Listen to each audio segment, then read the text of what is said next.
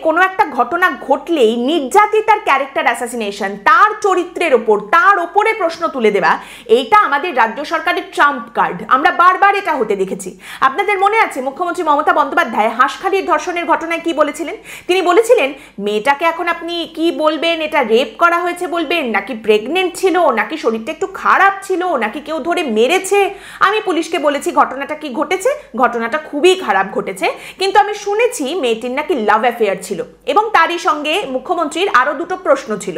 এক হচ্ছে, যার বিরুদ্ধে অভিযোগ করা হচ্ছে ওই ধর্ষণের ঘটনায় তার বাবা তৃণমূল কংগ্রেসের সঙ্গে যুক্ত, এটাকে এত বড় করে কেন দেখা হবে? আর দ্বিতীয় প্রশ্ন, এই ধর্ষণের ঘটনায় নির্যাতিতার পরিবার ঘটনা ঘটার 5 দিন পর পুলিশের কাছে কেন অভিযোগ জানাতে গেল?